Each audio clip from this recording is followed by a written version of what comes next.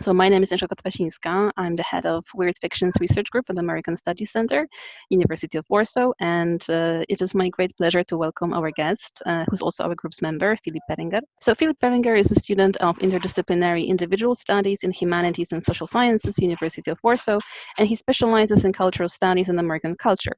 A movie enthusiast specifically interested in horror and exploitation cinema, he also works daily at Zachęta, National Gallery of Art in Warsaw, and he's here to present his graduate project, The Earth Savage, the Anthropological Horror of Green Inferno and Bone Tomahawk.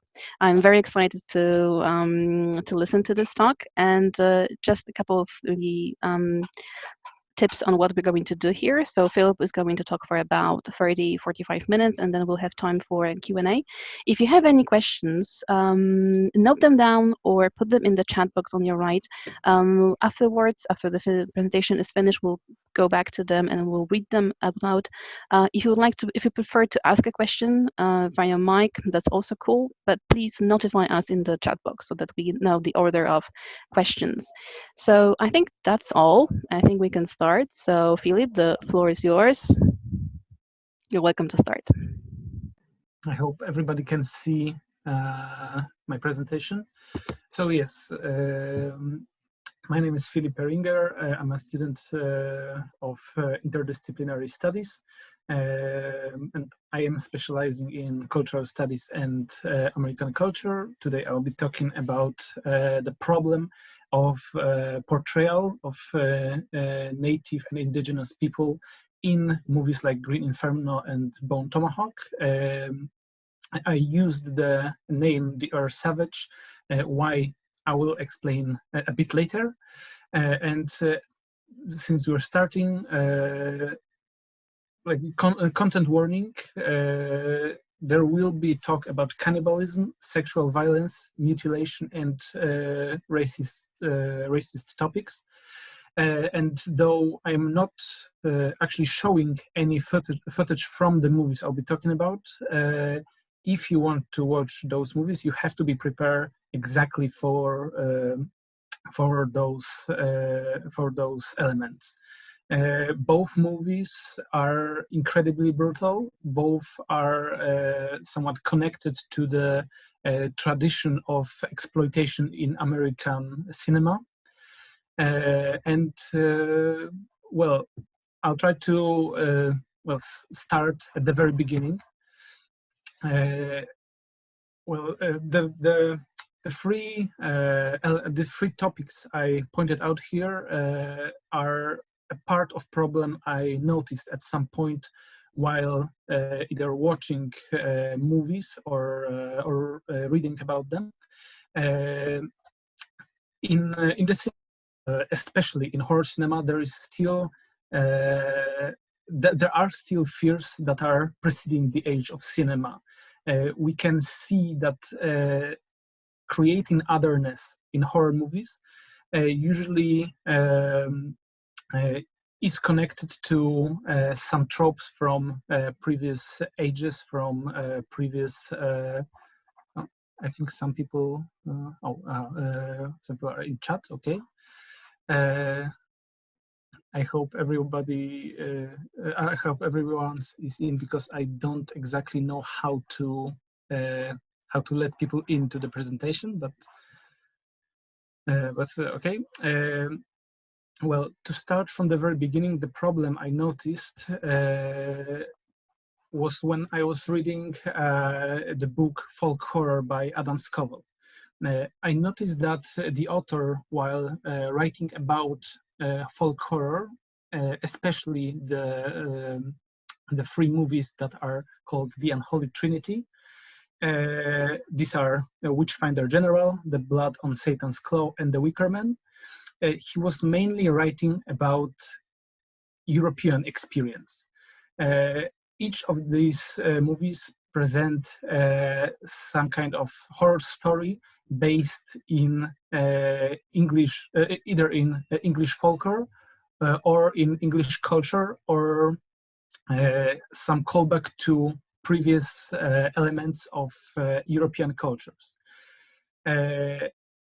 I find that kind of problematic since in time folk horror became something more broad, let's say. But the very roots of folk horror are connected to what is seen as folk. And yet there was little to nothing about something that people either call oriental or exotic, but still present similar tropes. And I noticed that there is a huge difference between how threatening other is presented in folk horror and how it is presented in movies where indigenous people are the monstrous other. In folk horror, it is usually threat connected to the threatened culture. For example, in Witchfinder General or in The Blood of Satan's Claw, it is a threat that comes from within the Christian culture, actually. In The Wicker Man, it is a threat borrowed from the traditions previously prevalent in the culture. In this example, it's a burning sacrifice, a human sacrifice, which was first described by Julius Caesar during the Gallic Wars. So the culture was either continuous but connected to the threat was continuous but connected to the tradition, or it was borrowed. And I noticed that this is not exactly something that is present. This is not something that's presented to in the movies I'll be talking about in Green Inferno and Bone Tomahawk. So the first thought I had while watching those two movies is the trope of ignoble savage.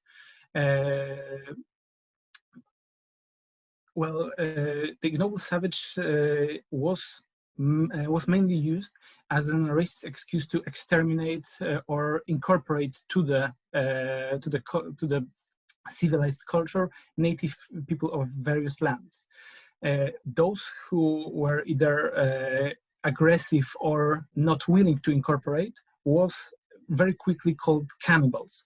They weren't necessarily actual cannibals, but their difference from the culture, from the incorporating culture, made them dangerous. The topic of cannibalism is also very, let's say. But this is other topic for another time. I'll just say that cannibalism was part of a few cultures of North and South America. However, cannibalism is not something for those cultures. Cannibalism appeared earlier in also Middle Eastern culture, in African culture, and also in European cultures.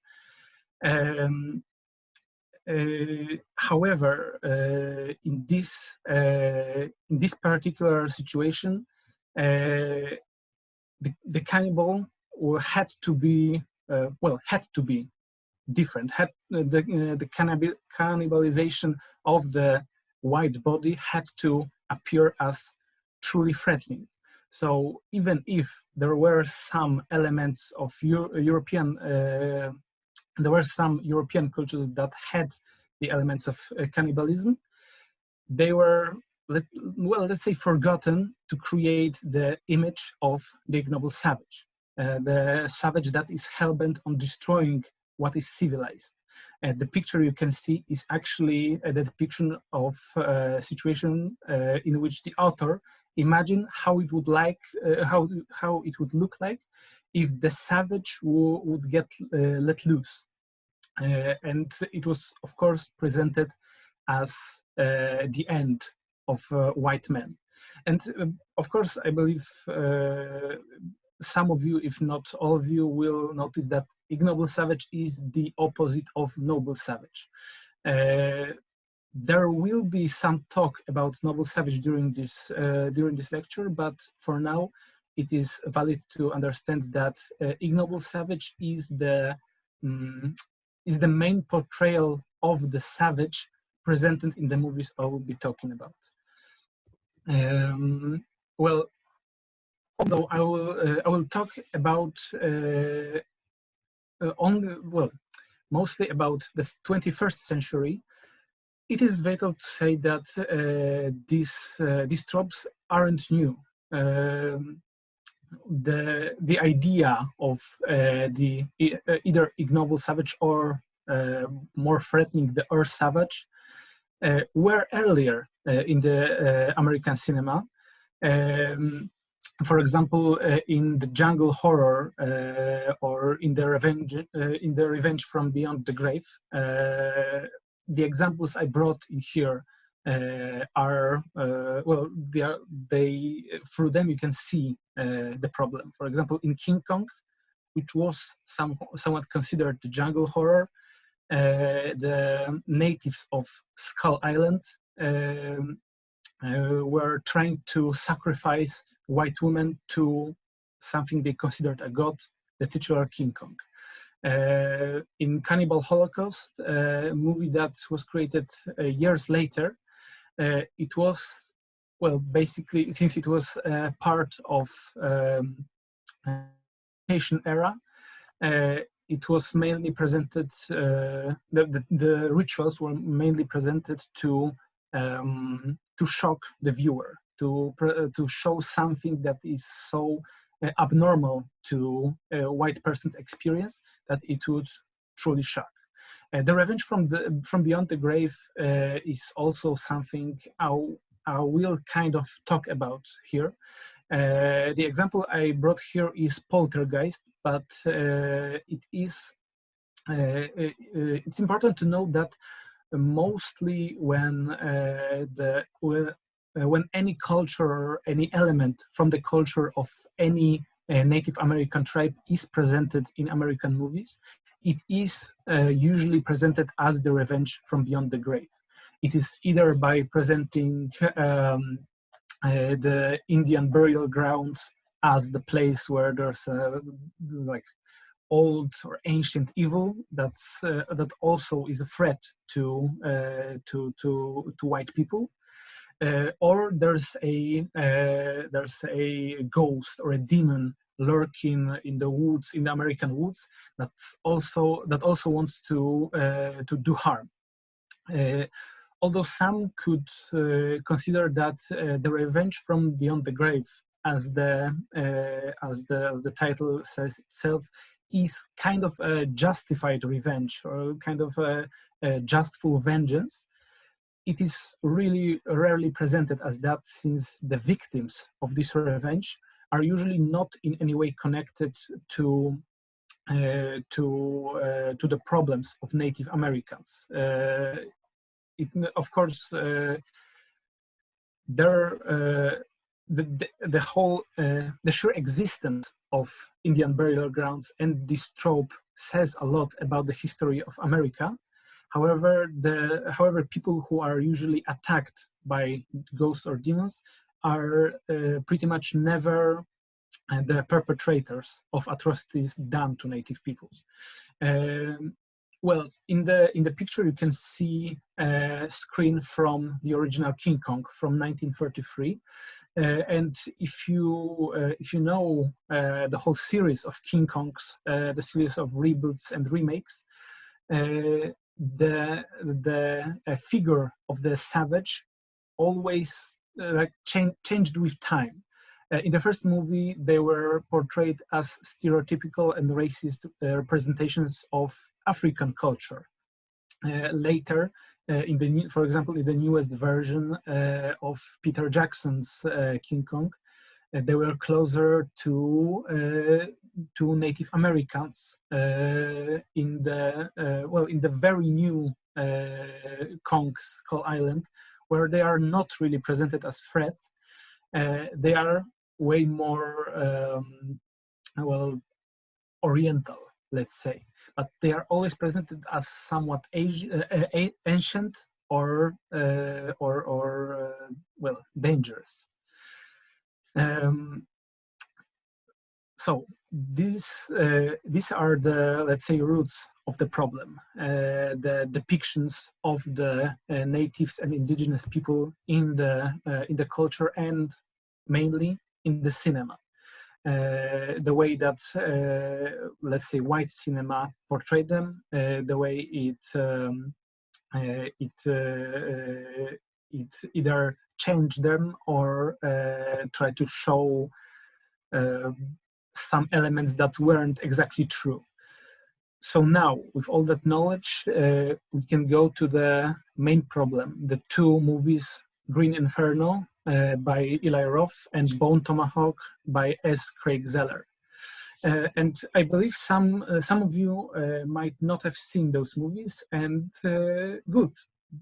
I really think that you shouldn't. Those aren't good movies. They are, as I said, they have elements of modern exploitation. They are incredibly brutal. But to give a little bit of context, I'll try to tell a short synopsis of both movies. Green Inferno is about a group of young protesters from university who go to the Amazon jungle to stop the destruction of the jungle. During their flight, their plane falls down, and all the protesters that survived the crash are by local cannibals. During the course of movies, the movies is one big torture sequence. The characters are killed in various ways of gruesome death. In the end, the main hero, the trope of final girl, escapes the village, comes back to the society, to the civilized world, but she is never the same because of what she witnessed. But when the Green Inferno takes place in modern times, so we could say in our times, Bone Tomahawk present a Western horror film, and by Western I don't mean from the West. I mean the genre Western. It is actually about cowboys killing cannibalistic Native Americans, and this is basically the plot. At the very beginning, cannibalistic troglodytes capture women from American settlement, and the sheriff and few other men are on their way to save them. While most of the movie is pretty slow and not that horrifying, the final sequences of fight with the natives are again presented as something horrible, and again white people actually win. Is something I forgot to mention of Green Inferno. At the very end, most of the tribe is killed by the mercenaries hired by the companies destroying the Amazon jungle. In both situations, in both movies, the destruction is presented as something inherently good, when it's, well, not really. So the first problem in the portrayal of the natives and the indigenous people in both movies, it's something I called myself the anthropological horror or the cultural horror. What I mean is, this is the representation of clash of two cultures. One familiar, which is presented as good, as peaceful, let's say. It is obviously usually the civilized culture portrayed that way. And the other culture, the monstrous culture, that's also aiming at destroying the familiar and the good culture. here is something I mentioned earlier while talking about folk horror. The monstrous culture is, first of all, exotic. It is very different from our culture, from our traditions, from our rituals. It is presented as incredibly different, but also long existing. This is an important point because it is a culture that, let's say, lurks in the world. It waits for people to, let's say, let their guard down, and then the monstrous culture actually attacks. The trope is very much connected to a post-colonial idea of the world, but well, I would also argue it is that there is a straight line from the colonial representation of indigenous people to how they are presented in the movies from 21st century. Of course, it is important also to notice that the movies I talked about earlier from the 20th century, they were mostly created in the 70s and 80s, except for King Kong and some few other examples of jungle horror. Most exploitation and something that is called redsploitation, so exploitation of Native Americans, was created not that long ago. So some of the tropes just stayed to this day. However, there is since we live in a time with more that's more aware of the problems of our world. Well, there is a different dimension to how Native people are portrayed.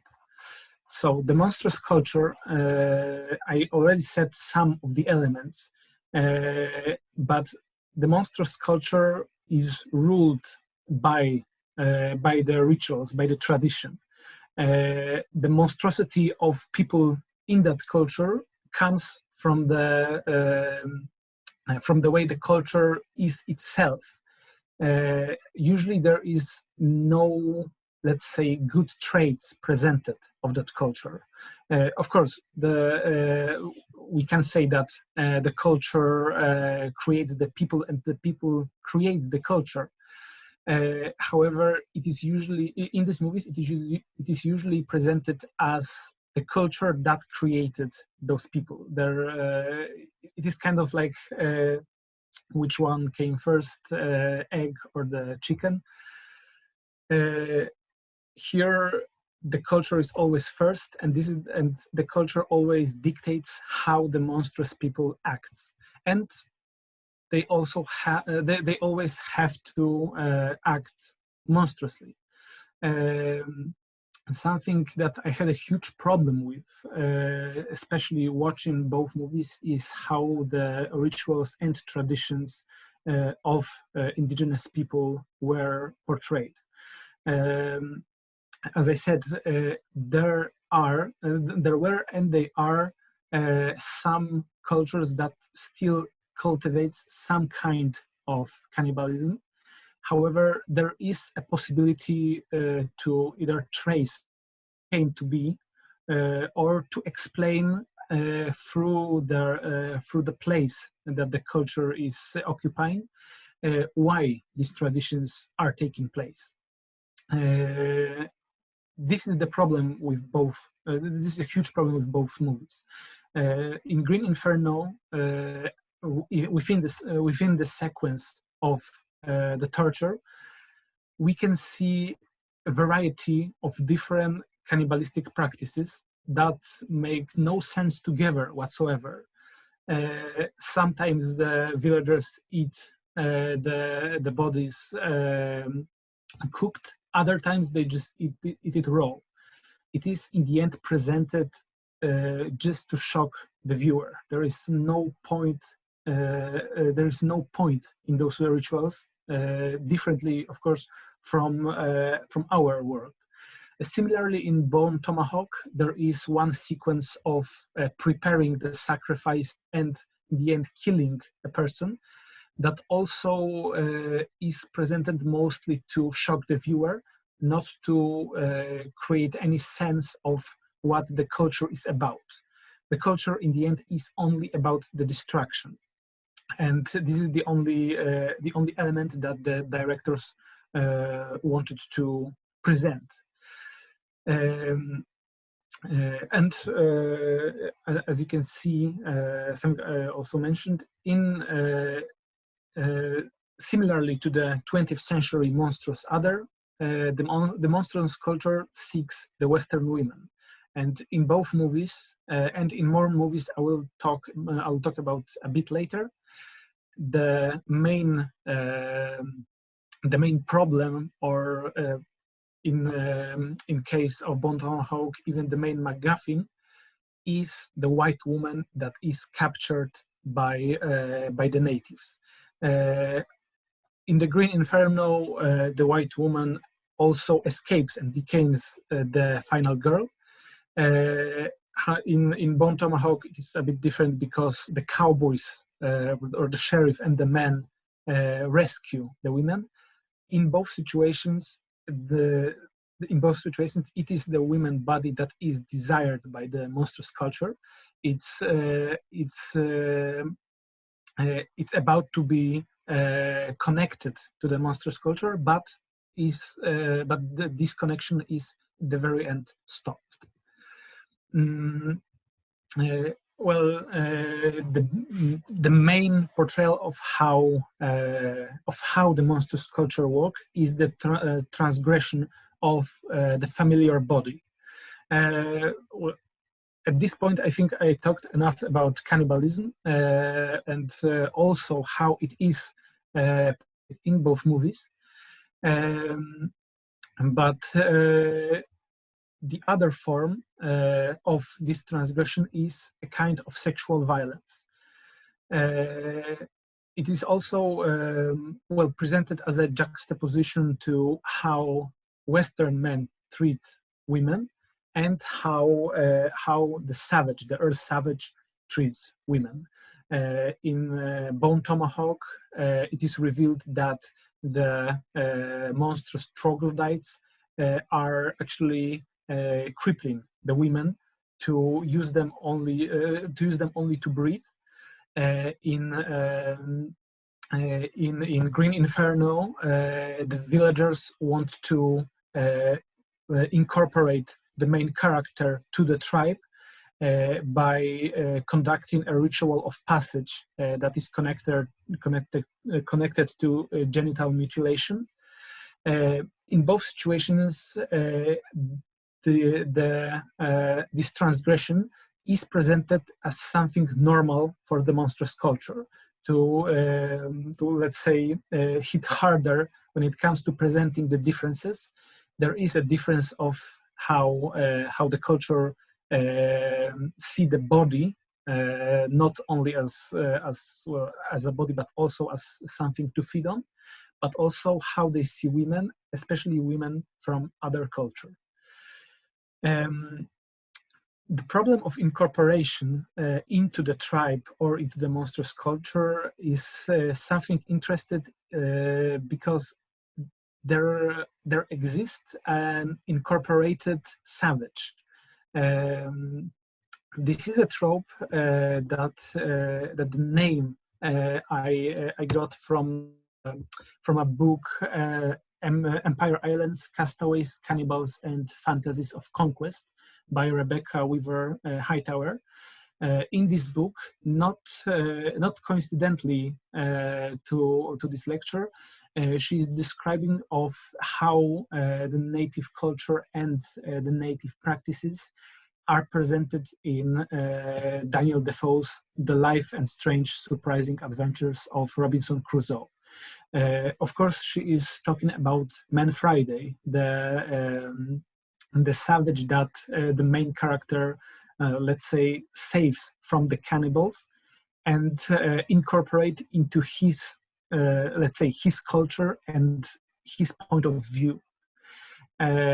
the figure of incorporated savage is actually implemented in both movies I'm talking about.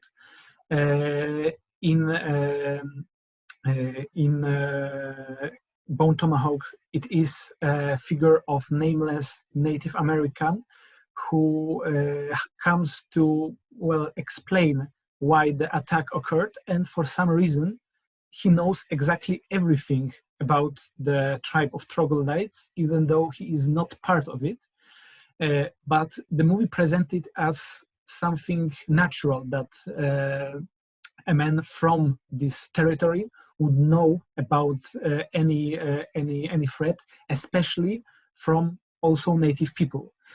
Although in the movie this character claims that he is not part of that culture, and that white people wouldn't see the difference between him and the troglodytes. It is visible that he is different because he is part of the culture that the viewer is forced to accept as good. He wears clothes just like other characters, while troglodytes only have waist wraps to cover their genitals and nothing else. There is a bit different character in Green Inferno, where the incorporated savage is not presented as already incorporated, but with a capability to be, let's say, tamed by the culture. The incorporated savage appears in the form of little girl from the tribe attacking the protesters, who actually becomes a friend and ultimately a savior of the main character. Even learns a bit of English language. So there, in presentation of the monstrous culture, there is always that the monstrous culture can be actually incorporated to our culture. However, it will never be equal to the good culture. It will always have this little element of savagery in it, even if it's helpful and even if it's helpful to some degree. There's always a threat from it. It is the incorporated savage is always still part of the monstrous culture, even though it's a breach. There is still the danger. Now I would like to say, well, what's the idea of the Earth savage, the eternal savage, and some traits I already talked about. Some I will say more about. Well, from the start, the name Earth savage is well, I borrowed it a little from Umberto Eco's essay or Fascism, and how the fascist culture is presented there. Main three traits that Eco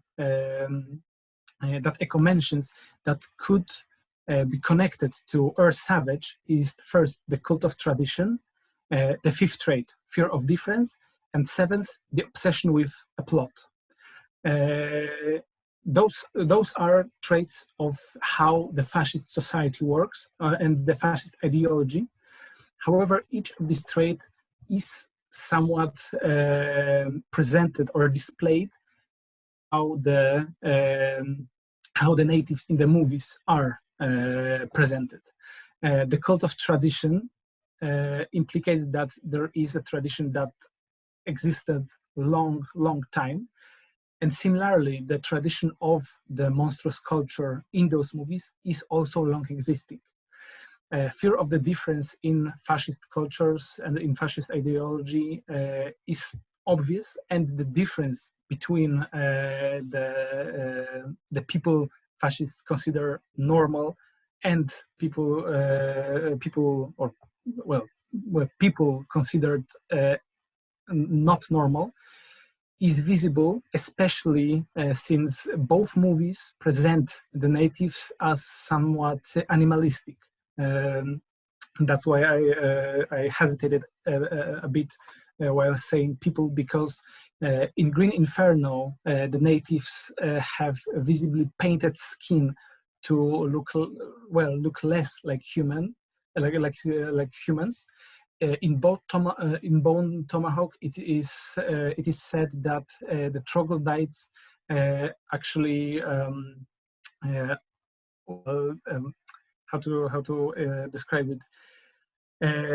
They put kind of a bone whistles in their throats to create animalistic sounds, to not sound human. So this fear of difference create an idea that something that is not connected to the good or civilized culture must be somewhat monstrous and animalistic. And the obsession with plot is because in both movies it is presented that each culture wants and has a plot how to either destroy the familiar culture or how to capture it. There are other traits that we could also use to describe how the problem of the Ur savage, of the figure of the Ur savage, is presented. There are traits that Eco mentions, such as the rejection of modernism. Any kind of progress in both movies is presented as either dangerous or illogical when fighting something that is savage and monstrous. And there is a trait called appeal to social frustration. And since these movies still exist, and Green Inferno not so much, but Bone Tomahawk had a good critical reception, there is a possibility that some people feel threatened and or frustrated by the difference in the society, and look for these kind of movies to find the explanation for their frustration or their fear. There's also such traits that Eco mentions, such as the enemy is both strong and weak. Although it is important to say that Eco wrote this paper after the Second World War, and he was writing about how fascism rose to power in Germany and in Italy. And while saying the enemy is both strong and weak, he mostly means how the figure of Jew was represented in both of those ideologies. So the enemy was kind of close to the culture that the fascists wanted to cultivate. Well, in these movies, the savages are very much outside of the culture, and one could even say they are really far away from that culture.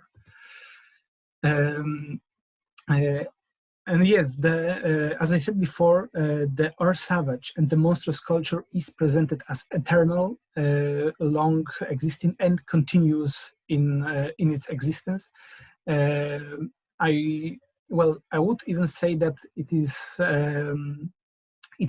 unchanged by any changes in the world. It is so much outside of the civilized world, that the practices that are presented are connected to stereotypical imagining of barbarity. And as I mentioned, the destruction of Ur savage is always the only way to stop it. Even though there is possibility of incorporation, these movies present the threat as so great that that the destruction is the only way of dealing with it. And there are other examples of the Ur savage. What I was talking during this lecture is mostly how Native Americans are presented in 21st century cinema, especially American cinema. However, some elements of the Earth Savage I talked about can be spotted in different movies, even not necessarily in the movies that present people of color or people of different ethnicity. I actually considered if I should talk about Midsommar during this lecture, since it is also presented, the culture in Midsommar is also presented as somewhat savage. It is also presented as plotting how to capture people from other cultures and sacrifice them. It is presented as the one incorporating people from outside to make the monstrous culture bigger. However, here I wanted to talk mainly about the situation of how Native Americans are presented. As I said before, there's also King Kong from 2005, made by Peter Jackson, and the problem of race in Peter Jackson's movies is also a different topic, one that also could make a long lecture. However, there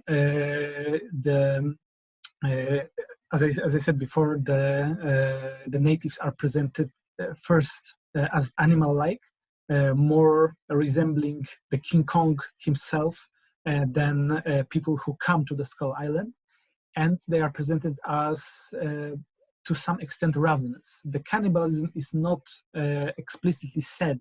It's not said they are cannibals. However, the way they dress, the way they use human bones and skulls as elements of their culture would suggest that there are acts of cannibalism in that tribe. Similarly, in Midsommar, although any kind of outright cannibalism as presented in Green Inferno or Bone Tomahawk doesn't exist. However, it is implied at some point that one of the characters drink menstrual blood, or that they might be actually eating part of meat of the people who came to the remote village. There's also a movie, The Ritual, which also has this element of the culture long existing and incorporating people from the outside to that culture. However, in the ritual, there's less of cannibalism or sexual violence, and more just presenting an old culture as kind of a trap that lures people who doesn't know what waits for them. But this whole situation, the whole idea of Earth Savage, the whole presentation of a monstrous culture, of cultural horror, and of Earth Savage creates a huge problem, in today's world. Now, I cannot say like 100% that Eli Roth, the director of Green Inferno, and S. Craig Zahler, the director of Bone Tomahawk, are fascists, or that they are presenting knowingly fascist ideas of how the world works and who are the good guy, who is the hero, who is the enemy. However, both of those directors have very specific kind of style. Eli Roth, the director of Green Inferno, which is about white Americans fighting for their lives from mad killers in Amazon, created also Hostel, about American tourists fighting for their lives in Slovakian village. And he was also a screenwriter of Aftershock, the movie American tourists fight for their survival in Chile, running away from mad killers that actually escaped prison. So there is an idea of the outside world that is monstrous or dangerous for the American people. S. Craig Zeller, well, to this date, S. Craig Zeller created only 3 movies. Beside Bone Tomahawk, there's also Blood on Concrete and The Brawl in Block Cell 99. In all of those movies, the main characters are white. They are fighting people of color from various reasons, but it is also always presented as, well, white people are always presented as victorious. They are always presented as hero, when the other people are not necessarily always presented as animals, but always presented as dangerous and needed to be stopped. In both movies and from both directors, there is a problem of presenting progress and progressive actions as undesirable activities. Although in both of those movies, these activities are presented differently. In Green Inferno, there's a huge critic of what protesting for the progress is about. The director looks very cynically at the problem and presents it all only as either a need to express the frustration of people who don't have any problems but connects themselves to people who do, and it is also presented as something that leads to no real changes. In movies of S. Craig Zeller, the progress, any kind of progress, is presented as just stupid idea that shouldn't exist in an environment when other cultures, the cultures that progressive people are fighting for, are actively creating a threat for the white people. And this is a huge problem, not exactly in the case of movies by Eli Roth, because, as I said, they are not really critically acclaimed. Eli Roth has well, he made his name as the creator of exploitation movies. So his movies are seen as something of a lower culture. However, S. Craig Zeller has a, well, to be honest, great cinematic style. He can create good shots, and even dialogues in his movies sometimes work. So his movies are actually acclaimed, but both of those directors downplay or excuse the acts of racial violence, and downplay or excuse, especially downplay, the problem of protests or fighting for rights of indigenous people. It is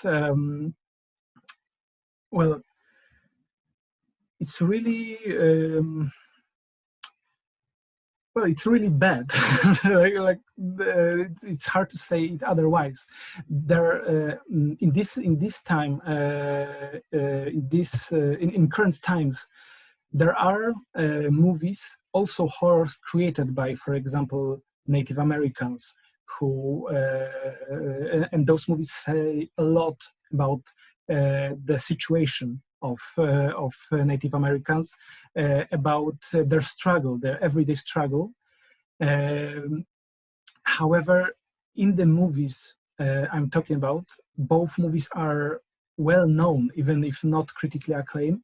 In both of those movies, the struggle is presented as only one-sided, as only the struggle of civilization fighting against something uncivilized.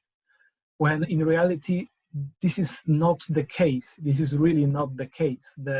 Any kind of earth savage doesn't really threaten the civilized world, since the civilized world in both of those movies is presented as better, as more powerful. In fact, I mean, yeah, there's no real threat unless there's no real threat in our world, in our situation. However, those movies present it like every one of us, every one of white people or American people can become a victim of savagery from the savage people. And this is a huge problem right now, especially since rise of fascist and far right ideas, and presenting the world like presenting the world like the outside is dangerous and the inside is always safe isn't really the case. This was something that was actually good in the first folk horrors. The folk horrors were connected to the culture they were coming from, the Christian culture. Blood on the Clothes of Satan is about resurrecting the Antichrist. Witchfinder General is about witch hunts. There was always an idea that the threat can come from our culture, that our culture might have dangerous or monstrous elements. However, in the movies I talked about today, the other cultures are presented as the main threat. And that's about it. Thank you for listening. Yes. Okay. Thank you, Philip, so much. I think we have quite a lot of time for questions. So, as I've said in the beginning, if you'd like to ask a question via microphone, please indicate that in the chat. If you prefer to write your question, then please use chat as well. Since I'm already on my mic, I think I would like to ask the first question, or kind of offer maybe a bit of commentary. I really like what she said in the end, that we can't know for sure if L.A. Ralph or the other director are fascist or not. That that there is this kind of undertone of fascism in their work, and it's especially nowadays it's something difficult to overlook or to pass. What I was wondering about is something connected to this kind of larger theme of our meetings this semester. So let's say this kind of ecological aspect or nature aspect, and I was thinking, of course, there's this kind of very superficial reading, and this is what the creators of those movies did, that they equate nature with danger, with Native Americans or indigenous tribes, and that's what they do, like on the surface. But I was wondering if you have any thoughts on maybe a kind of a deeper level of representation of nature, especially in westerns, because it's when people go to the jungle, the idea is like they are thrown into nature, right? I mean, there's nothing more naturally than a jungle. But then you have this kind of Wild West landscape, which is supposedly devoid of nature. Like we don't have like a lot of plants, a lot of animals, but still there's I think there is something in it. But I'm kind of wondering what your view on that is, like on nature in Western, especially kind of Western horror. Yes, I agree. Well, I can say a bit more about Bone Tomahawk in this matter. Well, as you said, the landscapes of the world presented in Bone Tomahawk are actually barren. There are not many. There are not many animals. There are not many trees. It is more or less a desert, and well, it is presented as an untamed world, as an untamed land. This is something similar to the movie. I don't remember how it was called. I believe it was called The Wind or something like that, from I believe a year ago or 2 years ago. Also Western horror, when the the landscape itself was kind of haunted by by monstrosity. It is not. It is never exactly said what is the problem with the landscape. Why is it so barren? Why is it so empty? However, in Bone Tomahawk, the existence of troglodytes is presented as a part of this landscape. The troglodytes actually, well, maybe not necessarily paint their skin, but their skin is so covered in dust that they do look like rocks, actually.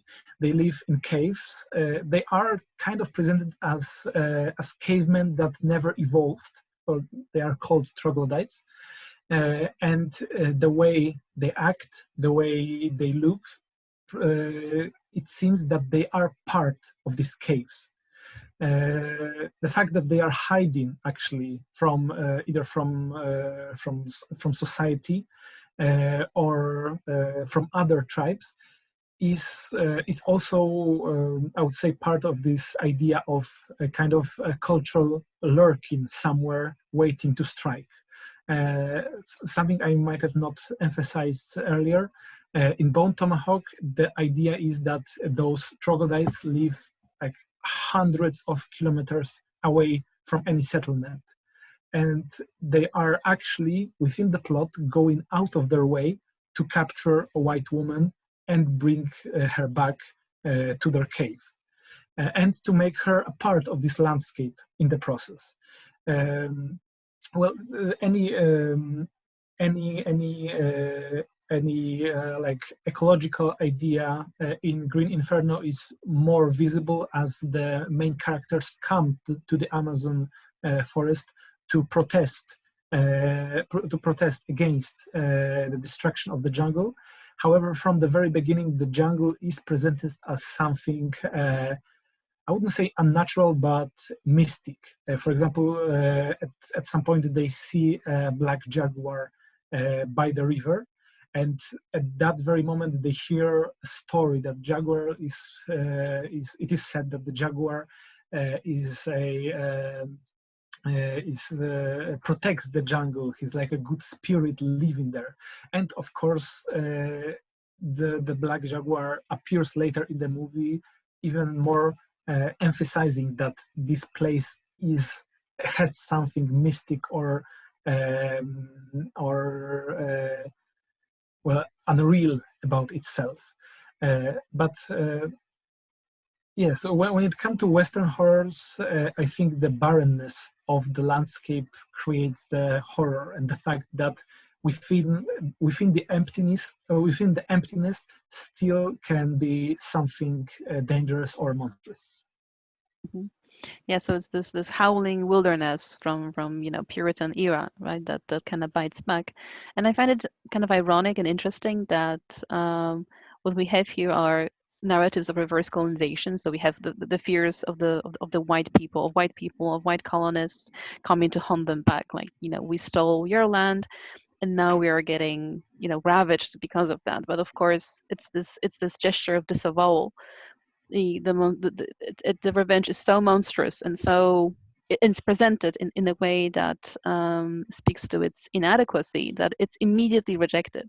Like, there is nothing to it because it's so monstrous, so degenerate. There is cannibalism, there is transgression of all sorts. So it cannot have any, even if it had any kind of valid points to make, they are completely disavowed because of this kind of transgressive nature. So this is actually quite ironic, quite savvy on the parts of the of the producers of those movies, but it's also very troubling indeed. We have a comment from Eva Miniewicz, that it was the film that she mentioned, The Wind, and she says that she wanted to comment on this. So Eva, if you would like to jump in, then the floor is yours. No, I mean, just like the reference to what you said earlier about the nature in the Western movies. So I saw this movie recently, like maybe 6 months ago, and I really loved the concept of this empty space with no people and really hostile place that actually was haunting you by itself and gave you the strange ideas about who's your real enemy and how does it work. And really cool concept that I really found interesting in this movie was that actually it all started because they got this brochure from like I don't know, the salesman who came to them once about the devils of the prairie. And because of this brochure, they started to transform their imagination over the nature, over the space that were in the nearness of them, and that actually get them to commit like violent stuff and murder. So yeah, that was something that came up to my mind when you asked this question about the space in Western. That mostly it's empty, and you just have the wide ideas about what it's going to do to you, and you're becoming scared mostly of the ideas and not of the nature itself that surrounds you. So yeah, that was my comment. Not now. I'm not sure if it's accurate, but just what I wanted to say. No, Thank you. I think it is accurate. I've seen Wind some time ago, and if I remember correctly, there was this idea of yes, the horror that lurks more within the human mind. But speaking of culture and either incorporating or being incorporated by the culture, if I remember correctly, the idea of the devils those devils lurking somewhere in the prairie. It was depiction of more Christian devils. The idea was that there is a devil, like a Christian devil, living somewhere in this place. So the prairie in the wind was presented more as already a tamed landscape that still has its demons. If I've seen this movie some time ago, so I don't remember correctly, but if I do, the only indication that this movie is a Western movie is by the way they dress and the aesthetic of the place they live in. But we don't really see any animals that would exist only on the prairie. There are wolves, but for example, there are no bisons, or there are no Native Americans. There are only settlers who came there. So it is interesting, the idea that this place, even if incorporated already, still has demons that haunt people.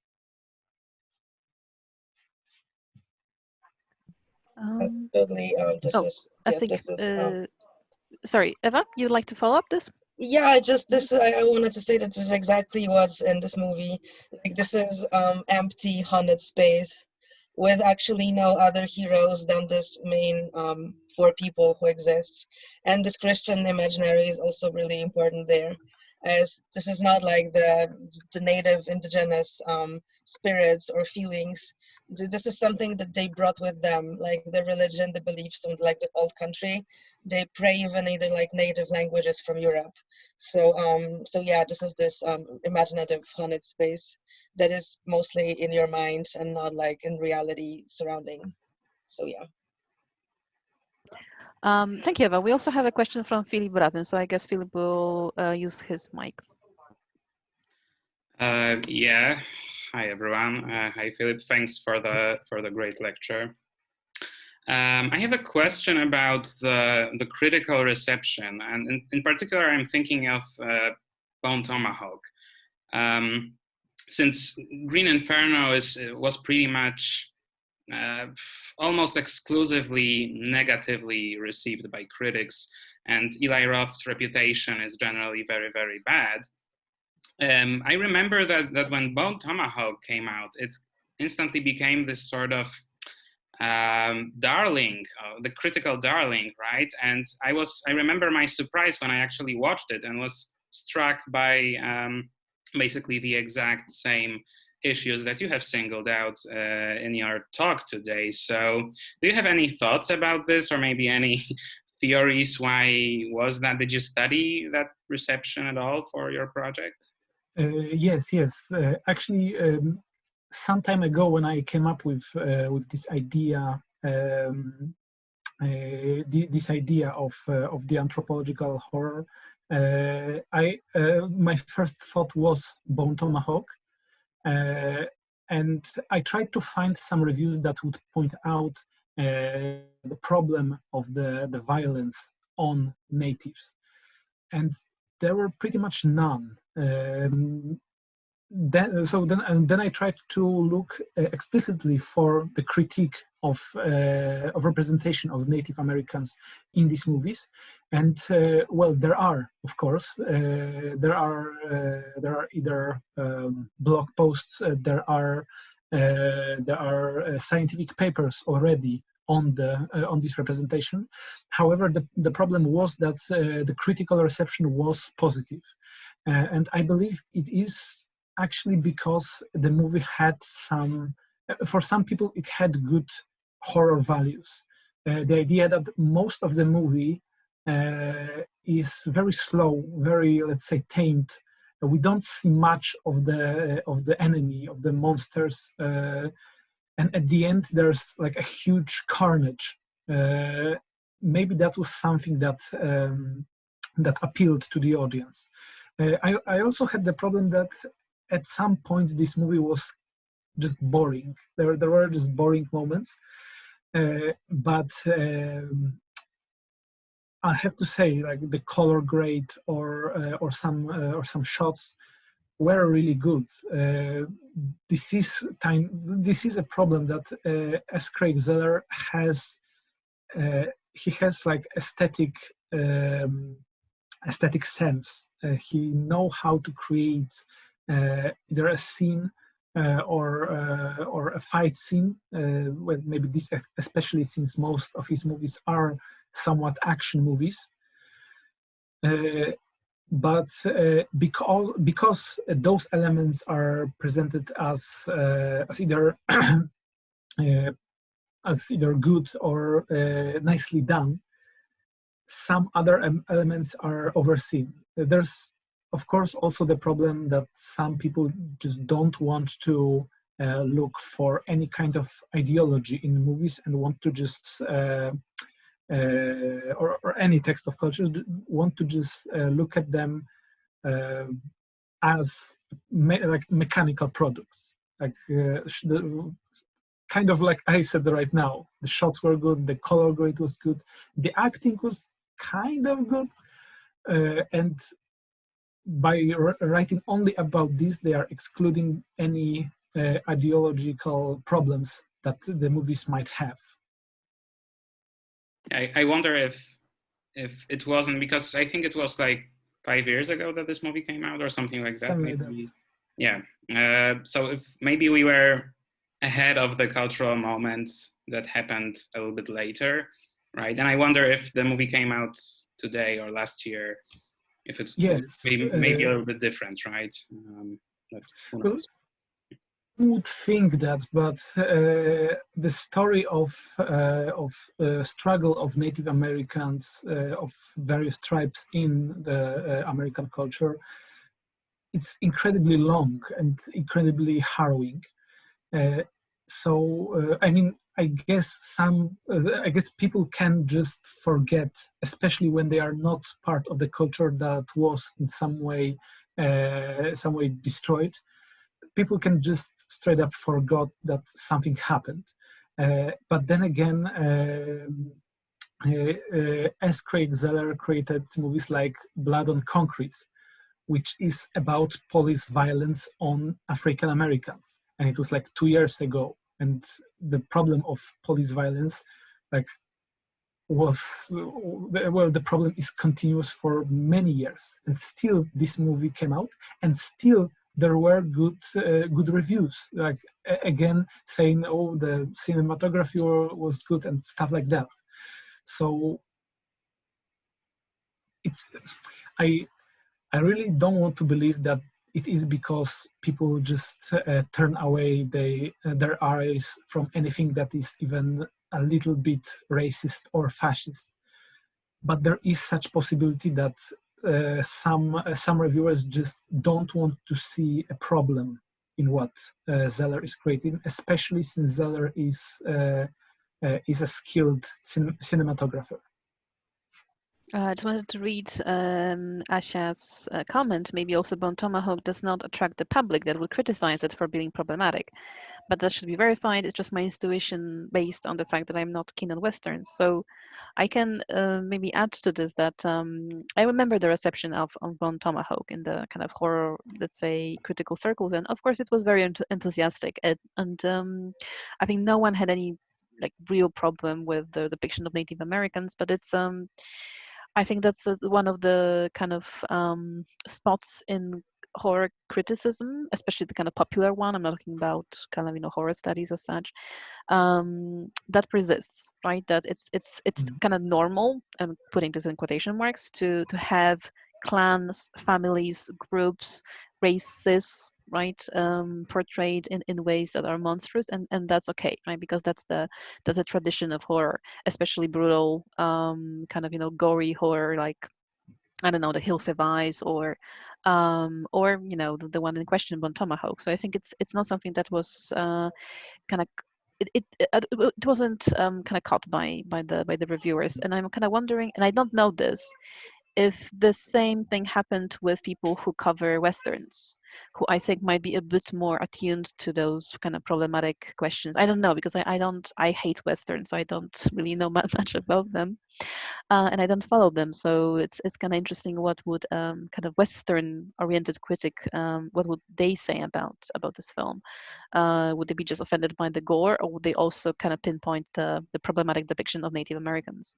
But I'm not sure. So I think I'm with Asha here, right? That it's horror public is not really that well versed in kind of finding problems with what they are watching.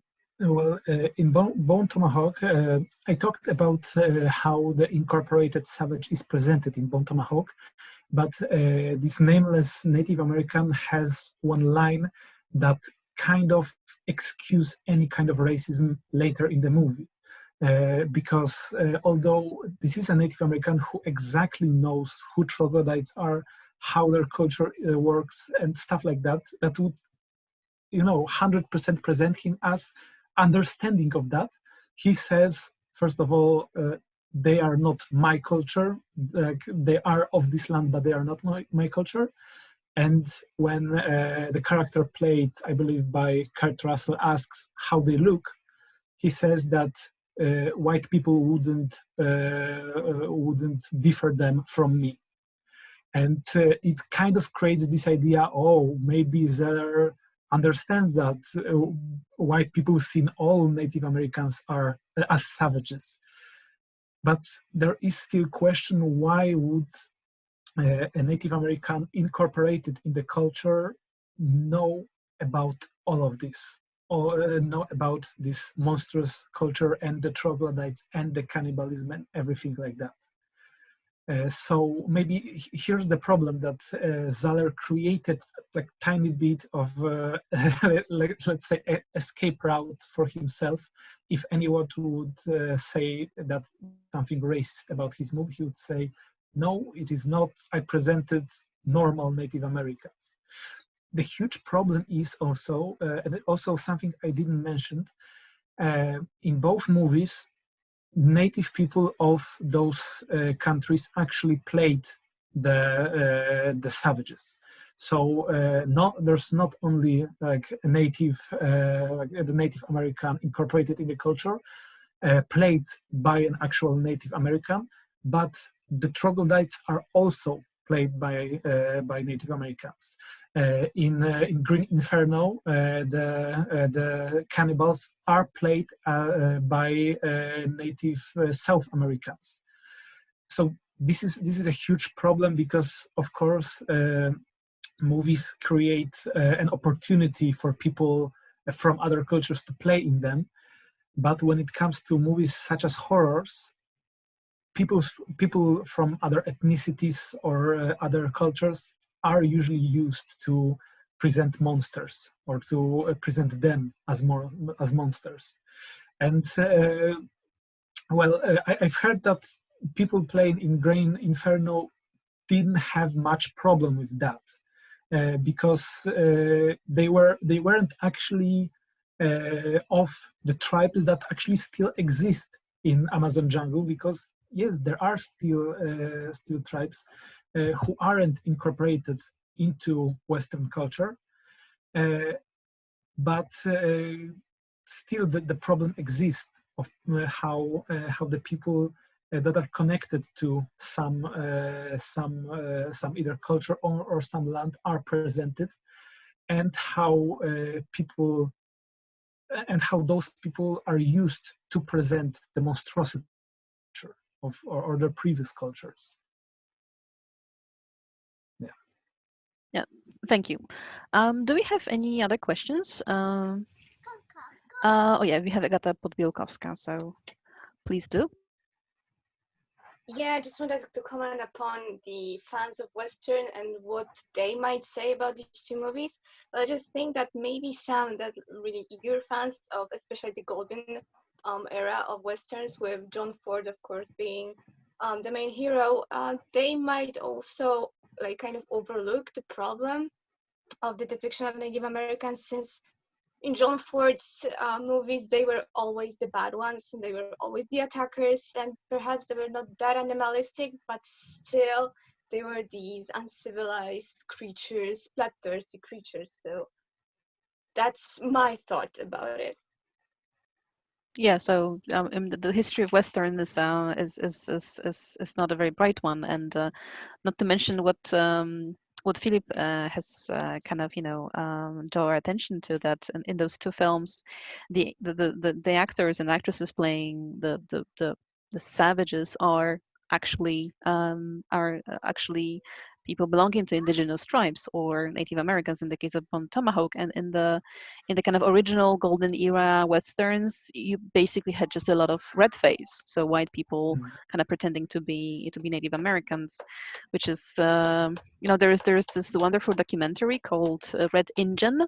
So it's INJUN, Real Injun, and real is like with double E, meaning like the reel of the film. And I remember one interesting, yes, Coco, right? One interesting tidbit from that is that why there were kind of headbands in the kind of in those films, and because in actuality, like none of the tribes would wear them. It's because the white people were wearing wigs, and they needed something for the wig to kind of stay on their heads. So someone came up with the idea, okay, let them wear headbands so that the wig stays on, and hence 100 years later, almost, or I don't know, 80 years later, we have an iconic image of Native American in American westerns. But of course, it's a false one, based on production design that needed a white person's wig to stay on their head. Yes. Well, that's true. I don't know actually what to add more. I would just like to say that although today I talked about Green Inferno and Bone Tomahawk and other examples from, for example, folk horror, but that could also be considered as the cultural horror or this or savage. It's important also to look for movies created by the Native Americans. I'm actually, since I started to be interested in this topic, I started watching more movies created by Native Americans. Right now, I've watched only Blood Quantum. It's a horror about zombie apocalypse about zombie apocalypse, and in which only indigenous people from Canada are not affected by the zombie virus, and they can be only people who actually fight for the survival of humanity. So, as I said at the very beginning, I actually don't recommend you watching Green Inferno or Bone Tomahawk, although there are some values in both movies. They are not really depicting anything either interesting or valid. Well, unless you want to see how these depictions are presented. So it's the question about smoke signals. And we also have Mixed Cutoff, contemporary Western recommendation that wonderfully demasculinizes the genre and sheds a much more honest light on the white Indian relationship. So we have two recommendations from Agata Podbielkowska and Filip Braten. Yeah, but also I see the comment from Jonas, I believe. As you say, these normal Native Americans also embody a very serious problem, which are those people who become agents of the colonizers, such as African American slave traders. Racism towards their own culture. Yes, this is the part.